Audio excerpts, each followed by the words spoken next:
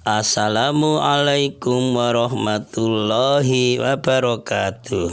Selamat berbahagia jamaah ngaji tafsir Al-Quran dengan referensi kitab Tafsir Al-Ibris Mu'alif Mbah Kiai Haji Bisri Mustafa Rembang dengan sanad Mbah Kiai Haji Samsul Mu'in Khalid, pendiri dan pengasuh Pondok Pesantren Darul Amin Jajak Banyuwangi, Jawa Timur. Semoga berkah, amin. Dilanjutkan surat Al-Baqarah ayat 14 dan ayat 15. A'udzu billahi minasyaitonir rajim.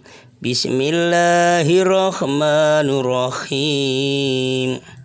Wa idza laqu lan nalikane padha ketemu sapa munafikun aladina ing wong-wong akeh amanu kang padha iman sapa aladina qalu mongko ngucap sapa munafikin ngucape amanna iman sapa ingsun munafikin. Wa idza khalau lan nalikane padha bali sapa munafikin bali ila syayatinihim marang pira-pira kapalane munafikin. Qalu mongko padha ngucap sapa munafikin inna ma'akum, inna satuhune ingsun munafikin iku ma'akum tetep nyartani sira kabeh aku grupmu. Innama naknu angin pastine utawi ingsun munafikin iku mustahziun padha geguyu sapa ingsun kabeh. Ayat 15. Allahu utawi Gusti Allah iku yastahzi'u geguyu sapa Allah bihim kelawan munafikin wa yamudduhum lan ngumbar sapa Allah ing munafikin fi tughyanihim ing dalam lacote munafikin ya mahuna khale padha bingung sapa munafikin. Keterangan ayat 14. Di antara sifat-sifat orang-orang munafik di antaranya ialah bermuka dua, berwajah dua. Maksudnya begini, jika mereka orang munafik bertemu dengan orang-orang Islam, orang munafik itu menyatakan keislamannya. Saya ini kan teman kamu, saya ini kan juga Islam. Sebab dengan demikianlah orang-orang munafik juga memperoleh segala apa yang diperoleh kaum muslimin pada umumnya. Contoh, terima ghanimah tuh hasil rampasan perang, dapat zakat, dapat sedekah, dapat keamanan, kenyamanan, pokoknya sama. Karena mengaku aku juga orang Islam gitu. Tapi anehnya apabila orang munafik itu berada di tengah-tengah teman-temannya, setan-setan mereka, grup-grupnya, kelompoknya, orang munafik itu langsung menjelaskan apa yang telah mereka lakukan itu sebenarnya hanyalah untuk memperdaya dan memperolok-olokkan kaum muslimin. Hei bos, saya ini kumpul dengan orang Islam itu kan tidak sebenarnya. Sebetulnya saya ini ikut kamu. Saya ikut orang Islam itu kan cuma untuk memperolok-olokkan saja, mencari rahasia-rahasianya. Bagaimanapun kau adalah temanku. Nah, itu orang-orang munafik ketemu setan-setannya itu. Jadi etikat orang munafik itu tidak berubah. Mereka tetap dalam agama kemusyrikan, yaitu golongan-golongan setan tadi. Kata setan berasal dari kata satana yang artinya jauh. Jadi setan berarti yang amat jauh. Orang-orang munafik itu dikatakan setan. Mengapa dikatakan setan? Karena mereka orang munafik itu amat jauh dari petunjuk Allah, jauh dari kebajikan, jauh dari kebaikan. Itu loh maksudnya. Jadi orang munafik termasuk setan itu. Ya kita kok seperti orang munafik berarti juga setan. Setan itu mungkin berupa manusia, ya juga seperti kita ini ngaku aja lah. Dan berupa jin ya sesuai dengan firman Allah surat Al-An'am ayat 112. Yang artinya, dan demikianlah untuk setiap nabi kami menjadikan musuh yang terdiri dari setan-setan manusia dan jin.